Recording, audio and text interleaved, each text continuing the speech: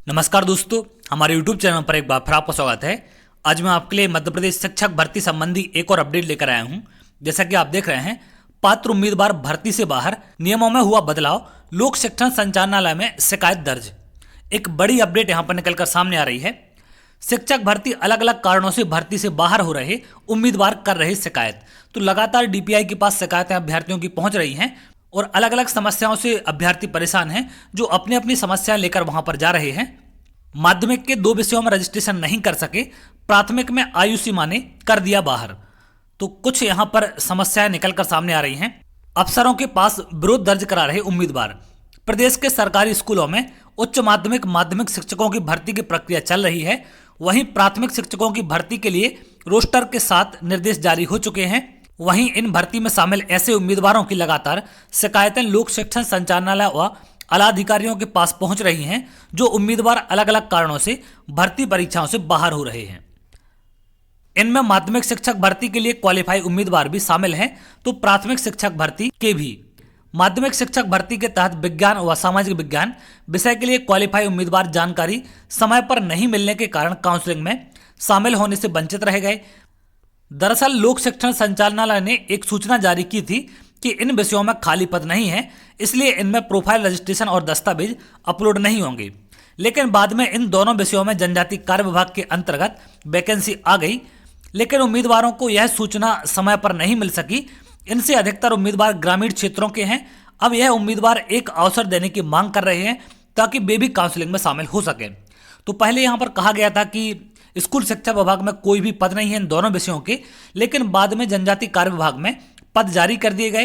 तो अभ्यर्थियों को यही लगा था कि शायद अब यहाँ पर पद नहीं होंगे, तो उन लोगों ने काउंसलिंग में भाग नहीं लिया और बाद में ये अपडेट इनके पास लेट पहुंचा, जिसके चलते वो लोग काउंसलिंग से यहाँ पर वंचित रह गए।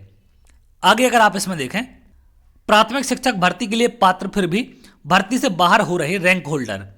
प्राथमिक शिक्षक पात्रता परीक्षा में 18 वर्ष की आयु में उम्मीदवारों को शामिल कर लिया, लेकिन अब भर्ती निकली तो इसमें न्यूनतम आयु 21 वर्ष मांगी जा रही है।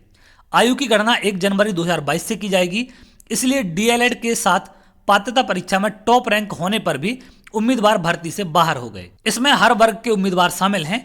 इसमें अधिकतर उम्मीदवार ऐसे हैं जिनकी उम्र शासन द्वारा आयु की गणना के लिए तय की गई कट ऑफ डेट 5 से 12 महीने तक कम है।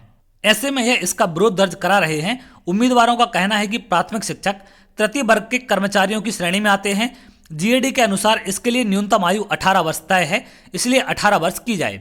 तो ऐसे बहुत सारे अभ्यर्थियों के मेरे पास कमेंट आते हैं, कॉल आते हैं कि सर मेरी 21 साल में 2 महीने कम हो रही है, 3 महीने कम हो रही है और मेरे नंबर अच्छे, मेरी रैंक अच्छी है, तो क्या यहाँ पर दिक्कतें हो सकती हैं?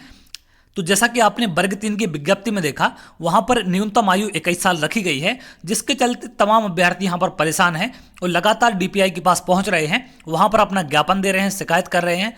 इसके साथ साथ रोस्टर को लेकर भी तमाम शिकायतें वहां पर पहुंच रही हैं। जिस तरीके से जनजाति कार्य विभाग का और स्कूल शिक्षा विभाग का रोस्टर जारी किया गया है, इससे कहीं ना कहीं अभ्यर्थी खुश नहीं है, क्योंकि इनका कहना है कि ये बैकलॉग के पद शामिल ना किए जाएं, इनको अलग से जोड़ा जाए, और ये चीज़ें सारी वहां पर लेकर अभ्यर्थी जा रहे हैं।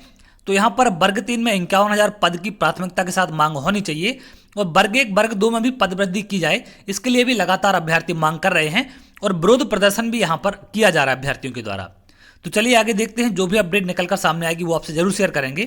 तो अगर आप ऐसी जानकारी चाहते हैं तो हमारे चैनल के साथ जुड़ सकते हैं, जिससे और भी इंपॉर्टेंट अपडेट आपको मिल सके। तो बहुत जल्द अगली वीडियो मिलेंगे, तब तक के लिए बहुत बहुत धन्यवाद।